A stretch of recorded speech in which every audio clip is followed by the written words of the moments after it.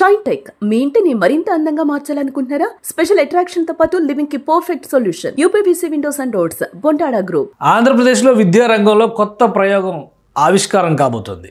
ప్రభుత్వ రంగంలో international model స్కూల్స్ని డెవలప్ చేసేటువంటి ప్రక్రియకి శ్రీకారం చుట్టింది ఏపీ సర్కార్. ప్రస్తుతం ఆంధ్రప్రదేశ్ విద్యాశాఖ మంత్రి నారా లోకేష్ ప్రాతినిధ్యం వహిస్తున్నటువంటి మంగళగిరిలోనే ఒక ప్రభుత్వ పాఠశాలని అంతర్జాతీయ స్థాయి వసతులతో తీర్చిదిద్దుతున్నారు. అదే ఈ Nidamarru ZP high school.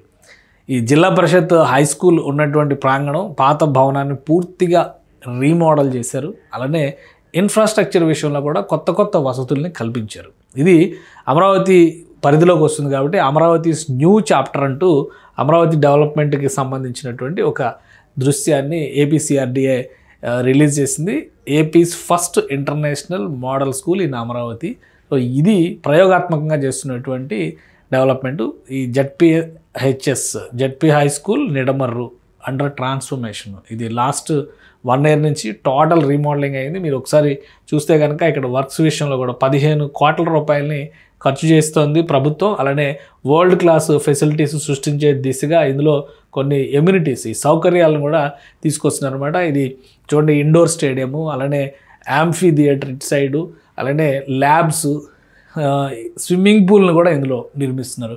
So అన్ని వసతుల్ని తీసుకొస్తూ హై స్కూల్ అంటే 10th క్లాస్ వరకు ఉంటుంది ప్రభుత్వ రంగంలో. ప్లస్ పిల్లలు ఇక్కడ రెసిడెన్షియల్ టైపు ఇది కూడా ఉంది కాబట్టి, అంటే మధ్యాహ్న భోజన పథకం ఉంది కాబట్టి దానికి సంబంధించి వసతులు కూడా సృష్టిస్తున్నారు. డైనింగ్ బ్లాక్స్ ఇవి కూడా కడుతున్నారనమాట త్వరలో. Indoor stadium, L blocks, swimming pool ఇవన్నీ కూడా నిర్మాణాలు కంప్లీట్ అయినాయి. మిగతా వాటిపైన దృష్టి పెడుతున్నారు. 15 కోట్ల ఇన్వెస్ట్మెంట్తో చేస్తున్నారు. ఆంధ్రప్రదేశ్లో విద్యారంగంలో AP mark of education model అని చెప్పని పదే నారా లోకేష్ గారు మాట్లాడుతున్నారు. ఈరోజు ఇంకొక ఆసక్తికరమైనటువంటి విషయం ఏంటంటే, రాష్ట్రంలో ఉన్నటువంటి 52 ప్రభుత్వ పాఠశాలలకు సంబంధించి 52 మంది విద్యార్థుల్ని, ప్రభుత్వ పాఠశాలకు సంబంధించినటువంటి విద్యార్థుల్ని, ముఖ్యంగా సైన్స్ పైన ఆసక్తి ఉన్న విద్యార్థుల్ని ఎంపిక చేసి వీళ్ళందరినీ విమానంలో ఢిల్లీ తీసుకెళ్తున్నారు.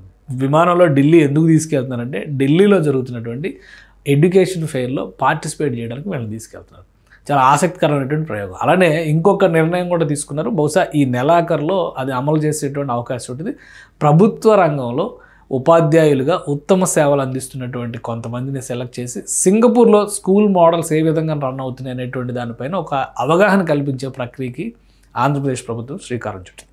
ఒకవైపు కరికులంలో ఏఐని ఇంక్లూడ్ చేస్తాం అనేటువంటి మాట కూడా చెప్తున్నారు.